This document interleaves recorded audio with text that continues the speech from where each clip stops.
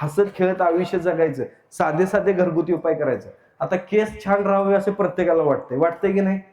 साधं खोबरेल तेल घ्यायचं, घाण्यावरचं साधं खोबरेल तेल, त्याच्यात कडुलिंबाची पानं, जास्वंदाची पानं टाकायची, हे मस्तपैकी आवळा चिरायचा, खिसायचा, आवळा टाकायचा, हे कडक उकळवायचं, मंद आचेवरती उकळवायचं, हिरव्या रंगाचं तेल तयार होते. थोडे दिवस, एक दिवस झाकून ठेवायचं, दुसऱ्या दिवशी तिसऱ्या दिवशी ते काढायचं, गाळून घ्यायचं, वस्त्रगाळ करायचं. ते वस्त्रगाळ आठवड्यातनं फक्त 2च वेळा लावायचं. बघा, केस लांब सडक सिल्की व्हायला लागतात. केस गळती एका ट्रीटमेंटमध्ये, एका ऍप्लिकेशन मध्ये तुमची केस गळती थांबून जाते. करून तरी बघा. काय खर्च आहे सांगा याला? पावशेर तेल आणलं 4 महिने पुरतंय आपल्याला, बरोबर आहे का नाही? थोडं थोडं लावायचं, आठवड्यातून 2 वेळा लावायचं आहे. करून बघा, साध्या गोष्टी आहेत, 100 रुपयाच्या आत तुमचं काम होऊन जातंय.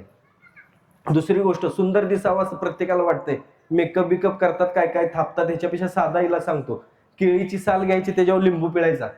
केळीची साल घ्यायची, त्याच्यावर लिंबू पिळायचा मस्तपैकी, आणि त्याच्यात तुरटी जराशी घालायची आणि खायचा सोडा. हे स्मॅश करायचं, मिक्स करायचं सगळं, थोडंसं पाणी घालायचं, परत मिक्स करायचं, पेस्ट टाईप करायचं आणि सगळ्या चेहऱ्याला लावायचं. घड्याळ लावून 5 मिनिटात थांबायचं, 6व्या मिनिटाला काढून टाकायचं, धुवायचं 6व्या मिनिटाला. काळे डाग असतील, वांग असेल, किंवा चेहरा तुमचा कुठंतरी बर्न झाले असेल, स्किन बर्न झाली असेल, डेड स्किन असेल, सगळं गायब होते. करून तरी बघा. पार्लरमध्ये गेल्यापेक्षाही सुंदर तुम्हाला दिसायला लागेल ते चेहरा. आणि पुरुषांनी पण करायला हरकत नाही बरं का, मी पण हेच इलाज करतोय. मला बरीच लोक विचारतात, तुम्ही केसांसाठी काय लावताय? हेच तेल लावतोय मी, दुसरं काय आहे? घरात करायचं, आमची आई आजीपासून आम्हाला माहिती आहे काय काय करायचं, ते करायचं, लावायचं, ओके होतंय. सुंदर चेहरा दिसावा त्याच्यासाठी सुद्धा केळीची साल लावायची.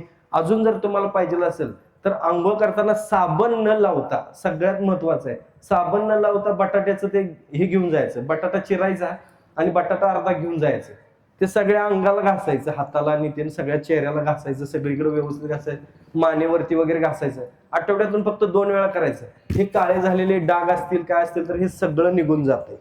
करून बघा. ज्यांना वांग असेल त्यांनी त्याच्यावर मध टाकायचं, किंवा ठोकऱ्या पडलेल्या असतात बघा, चेहऱ्यावरती खड्डे असतात, या लोकांनी काय करायचं, बटाट्यावरती मध घालायचं आणि त्यांना असं मसाज करायचा.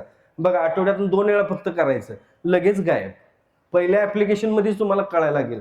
हे एवढं सोपं आहे. करून तर बघा या गोष्टी. बटाटा खूप उपयोगाचा आहे, नुसतं ते खाण्यासाठीच नाही तर ते लावण्यासाठी सुद्धा.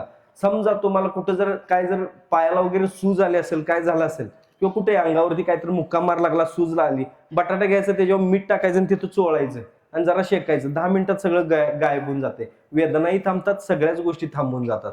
करून बघा. मध सगळ्यात बेस्ट. रोज जर समजा 1 थेंबभर मध आपण 1 वाटीभर पाण्यात टाकून जर पिलो ना, तर बघा, सगळे पोटातले जंत असतील, पचनक्रियेचे त्रास असतील, गॅसेसचे प्रॉब्लेम असतील, सगळे गायब होतात. प्लस तुम्हाला तुमची त्वचा चांगली व्हायला लागते, कारण कोटा साफ व्यवस्थित व्हायला लागतोय. कोटा साफ व्यवस्थित व्हायला लागला तर तुम्हाला बऱ्यापैकी 80% आजार निघून जातात. म्हणून मध 1 वाटीभर पाण्यामध्ये 1 थेंबभर घालायचा आणि ते प्यायचं. बघा करून ह्या गोष्टी. खूप साध्या साध्या गोष्टी असतात, यातून आपण छान राहू शकतो.